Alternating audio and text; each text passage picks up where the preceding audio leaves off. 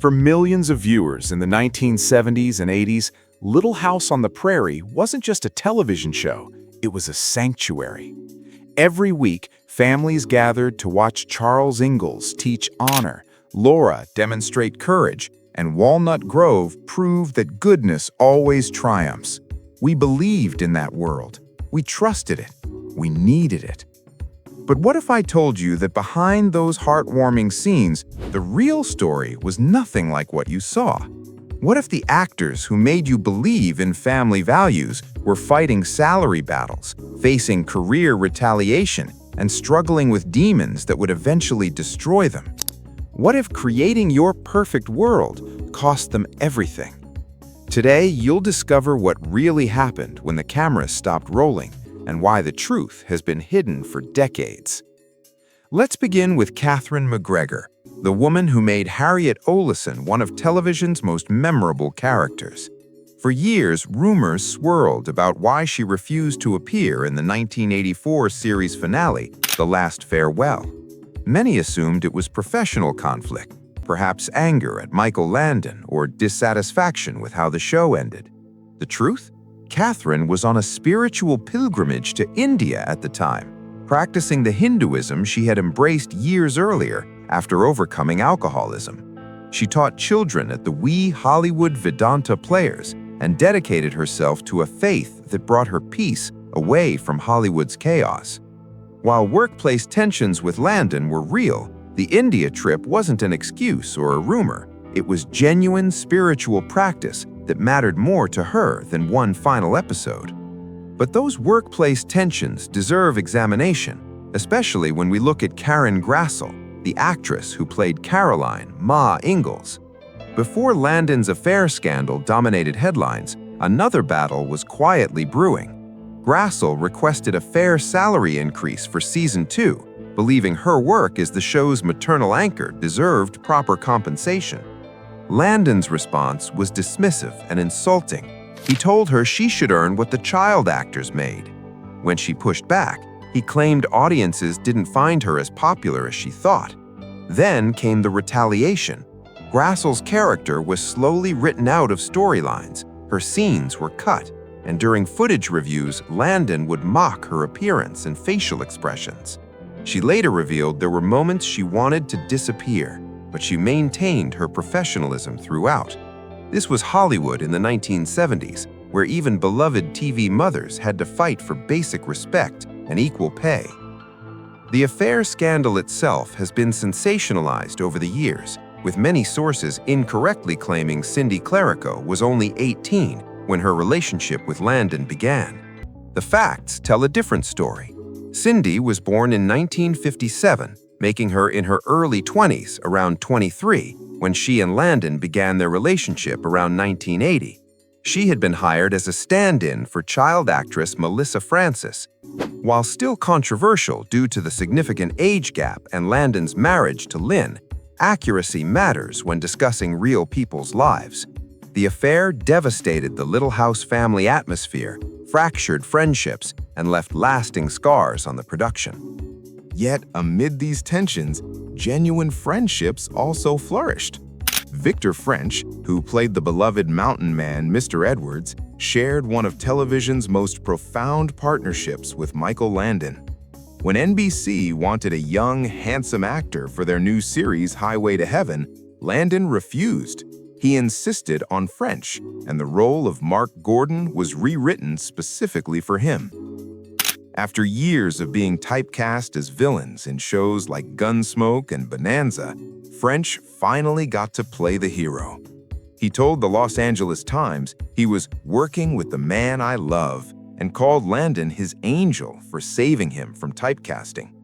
When French died of lung cancer in 1989, Landon told Karen Grassel something heartbreaking. He believed French had drank himself to death.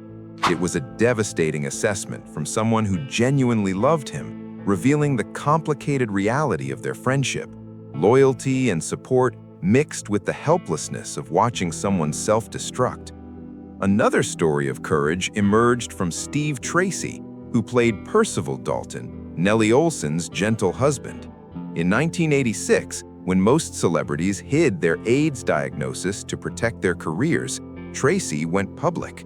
6 months before his death, he performed in the theater piece AIDS/US, Portraits in Personal Courage in Los Angeles, the only professional actor in a production filled with real people living with AIDS or who had lost loved ones to the disease. He endured agonizing experimental treatments, telling others, "I can take it," when they dropped out. His death at 34 inspired his close friend Allison Arngrim, who played Nellie, to work the California AIDS hotline, where she would eventually meet her future husband.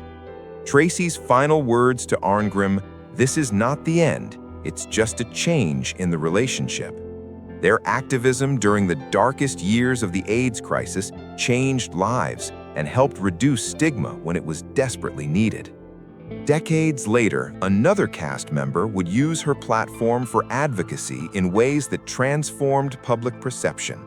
Shannon Doherty, who played Jenny Wilder in the show's final season before becoming famous for Beverly Hills 90210 and Charmed, received a stage 4 breast cancer diagnosis in 2015. Unlike many celebrities who retreat from public view during illness, Doherty did the opposite.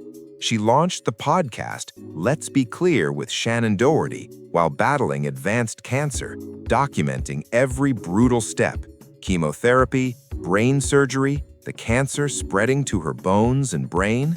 She even sued her former management company for failing to pay her health insurance premiums, which led to a delay in her diagnosis.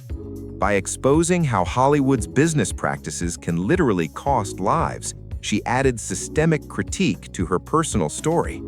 Days before her death in July 2024, she was still recording podcast episodes. She refused to hide, and in doing so, gave strength to millions facing similar battles.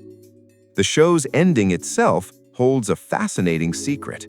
When viewers watched Walnut Grove literally explode in the series finale, many assumed it was pure drama, Michael Landon's spectacular way of saying goodbye.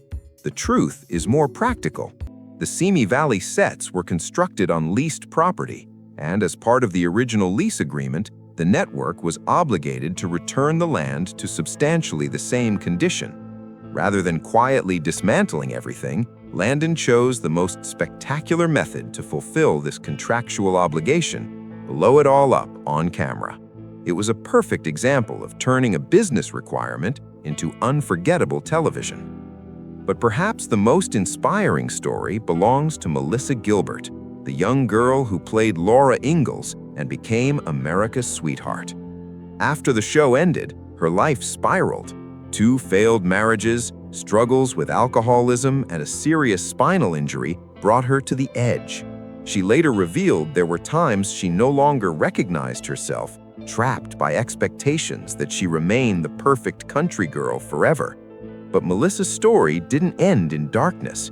After years of sobriety through Alcoholics Anonymous, she rebuilt her life completely. She served as president of the Screen Actors Guild from 2001 to 2005, ran for Congress in Michigan's 8th District in 2016, and wrote best-selling memoirs. In 2019, she and her husband, Timothy Boosfield, purchased a 14-acre property in New York's Catskill Mountains, where she now lives peacefully, maintaining a lifestyle brand called Modern Prairie. She found something Hollywood could never give her: genuine peace and authenticity. These stories reveal something profound about the cost of creating beloved television. The smiles were real, but so was the pain. The friendships were genuine, but so were the conflicts. Little House on the Prairie gave millions of viewers comfort and moral guidance, but those who created that world paid prices we're only now beginning to understand. Their legacy isn't diminished by these truths. If anything, it's deepened. They were human, flawed, struggling, and ultimately resilient. Just like the characters they portrayed, they faced hardship and found ways to survive, even when the cameras stopped rolling and Walnut Grove existed only in memory. Like, share, and subscribe for more videos. Thanks for watching.